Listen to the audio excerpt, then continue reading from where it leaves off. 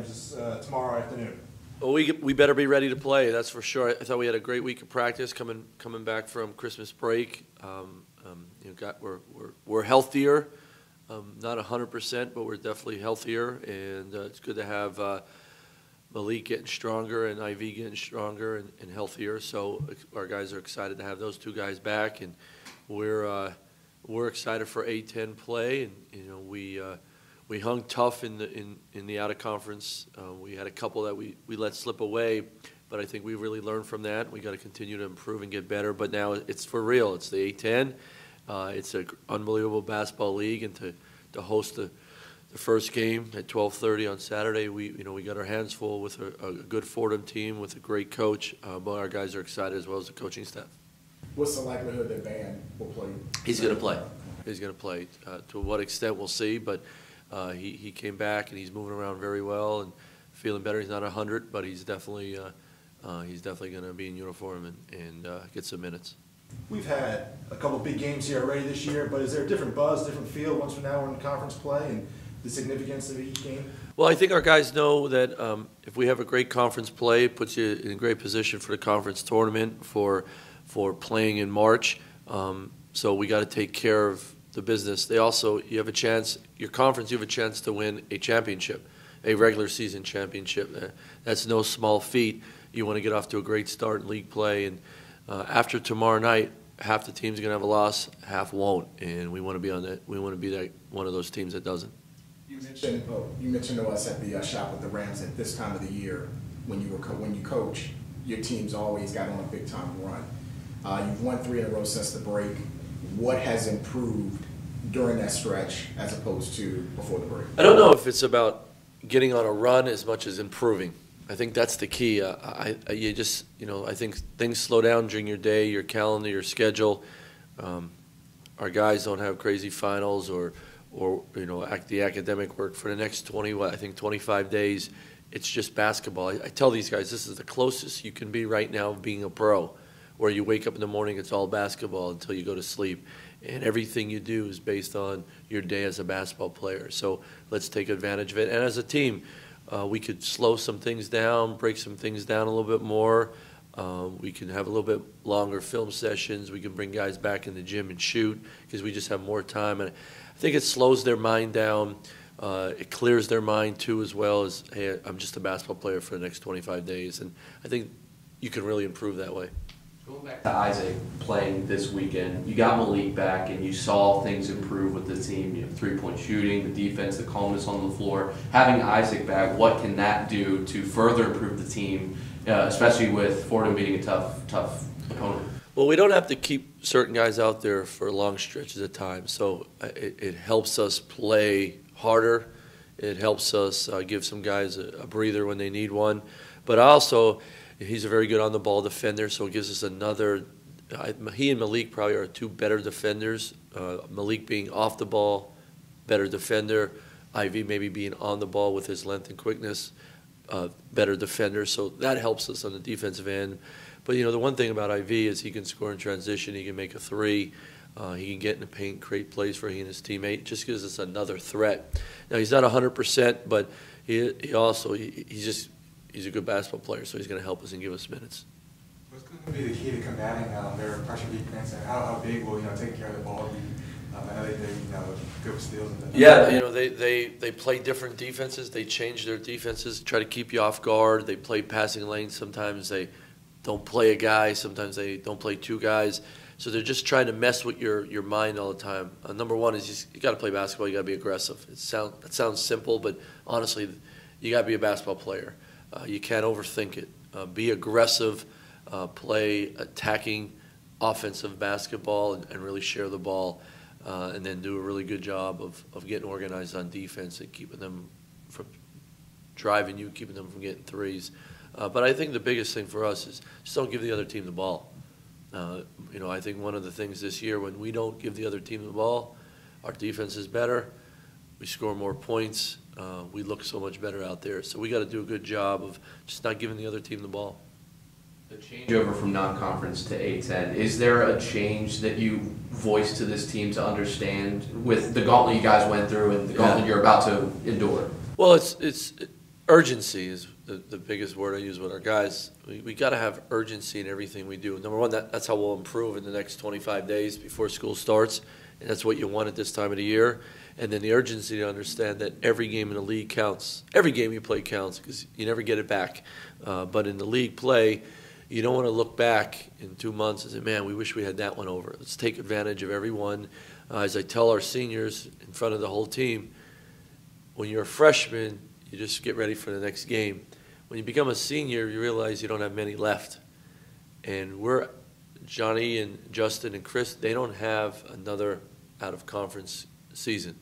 They don't. It's over. They'll never have another one again as a college basketball player. So this is their last time going through the A-10. Take advantage of it. Don't waste one. There's no wasted pitches. Let's take advantage of it. So more of that, the urgency of that, not pressure, the excitement of saying, hey, this is the last time we play Fordham at home. Let's go get it. And if we have that urgency with aggressiveness and the way we want to play, our guys will be excited to get going. How have you seen your leaders step up both on and off the court? Well, the biggest thing is just helping the young guys get through another day as a college player. And I was a freshman, and I had a guy by the name of Reggie Hall told me, hey, we don't do that here. And then as the year went on, keep doing that. That's the way. And I think Johnny does the best out of it. But they're good teammates. They're really good guys. That's one thing I like about our team. They get along really well. So then once you get along well and you trust each other, that's when a senior can really step up and lead by example, lead by voice, and lead by putting your arm around a young guy and say, hey, here's what I expect from you all the time, do this. So I'm hard on Johnny, especially Johnny, because I want him to be hard on his teammates because they love him to death. He's such a great kid. He's a great teammate. He leads the way. But when he's hard and hold his guys accountable, we're a better team. So that's the biggest thing I told these seniors is lead by example. Take care of your own stuff first, but then show these guys how to do it. And that will build a culture. And then that's a legacy you leave as a senior basketball player, as a senior captain, that a year, 2, 3 years from now, when you're not here, you still had an impact on that team because of your leadership. A lot of these guys weren't here last year, but Johnny and Justin kind of talked about the way we lost them last year, buzzer beater up at their place. Is that a... Yeah, they brought it up this week, and it shows that other teams want to win too. And we say it all the time. It's like, hey, the other team wants to win too, and just because we're at home doesn't mean it's a gimme. They're going to be ready to go. They've played at Rutgers. They've played at West Virginia and some other places. They're going to be ready to come in here and play. Coach Neubauer's been in here before, so we got to be ready to play. But they've mentioned that before, and that's one thing about the A-10. It's such a great basketball league. If you're not ready to play on any given night, you're not getting a W. No way. And home court is a big deal for you guys. How much has it been stressed as you go into conference play about defending your home court? Well, you get nine home, 9 on the road. You don't want to give up a home game, a home win. So they're not guaranteed. So you got to go do it on your court. But there's a level of being comfortable on your court. Of course, our fans. I mean, we have the best fans in the country, and they'll help us along the way. We got to take advantage of that fully. But it still comes down to the ball goes up, you got to be ready to play. And in between the lines, you got to find a way. And being at home, that gives us a good start, good energy. Sleep in your own beds the night before, that's always great. But we got to be ready to play. It comes down to that. If we're ready to play, you've seen us. We don't beat ourselves. We're a good basketball team, and we got to continue to move forward and do that. Within Fordham's defense, what makes Joseph Chartuni so adept? What you've seen of racking up some of those steals and calling to that? Well, he really can anticipate. He plays tendencies. He does a good job getting stuck in between guys. So you think he's on you, but no, he's playing the passing lanes, and then he does a great job. He's really quick hands. He's not the quickest guy out there. Like Briante Weber was always the quickest guy out there. He's not the quickest guy, but he really can anticipate the next play. He gets his hands on a lot of balls, and then he's just a tough kid too. There's a loose ball, we got to beat him to the floor because he's usually the first one there. League's gotten some quality wins. St. Bonnie's over Syracuse, Rhode Island over Seton Hall. How much have you paid attention to what's going on around the league, kind of in the non-conference? Well, without a doubt. I mean, we always want our league. We want to have multiple participants in the NCAA tournament. Of course, you want to win the league because that makes sure you get in there, but you always want to have multiple teams. So the better the league does, and then you have a chance to beat those teams that have those quality wins, that helps your RPI. And sort of you don't look too far ahead, but you always keep an eye on everybody in the league, how they're doing, and who's playing well, and who's getting signature wins, because it only helps the league. And when you play those teams, no matter what, it helps your RPI as well. So, you follow the league, you're for the league. We want everybody in the league to win except when they play us, because it helps everybody. And, it's such a strong basketball league. The A-10 should always have multiple teams representing the A-10 in the conference, in the March Madness. As you open league play, how much have you pressed to your team? Guys, take it one day at a time, one game at a time, one basket at a time. Yeah, that's sort of my mantra. So in everything we do, you can't control tomorrow. We can control right now. The big thing I always say is be in the now. We can control right now what we're doing, and if we put all our energy and all our mindset into that, then that's how you improve. If we improve today in practice, we'll be ready tomorrow. We'll give ourselves a better chance to win tomorrow. So it's always one day at a time. To me, it's more like one moment at a time. Let's be in the moment, be in the now, control the now, move on.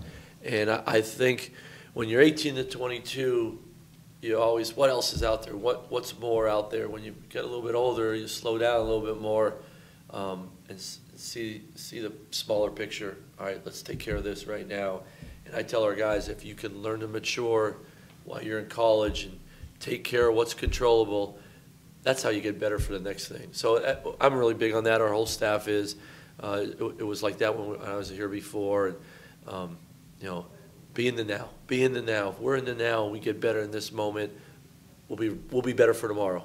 And now we give ourselves a better chance. So, and I'm not one to look. Like, I couldn't tell you who we play in 2 weeks. I really can't. When I look at the schedule early in when it comes out, I put what coach has to scout, and I bet you I haven't looked at the schedule since September. And I'm one game at a time. I'm not going to worry about the next game until we get ready, until after the game tomorrow. Then I'll worry about who's next. I couldn't tell you the rest of the schedule, but I've always been that way. It's sort of my mantra: in the now, be in the now. And if I'm in the now, then I can help the guys be in the now and go from there. So, and the league's brutal enough. I don't want to know who's down there. How was Christmas, Coach? It was awesome. It was great. It was a lot of fun. Stayed in our pajamas all day Christmas Day. Did a lot of goofy things, but it was fun. Ate a lot. Too much. Thank you. You got it, guys.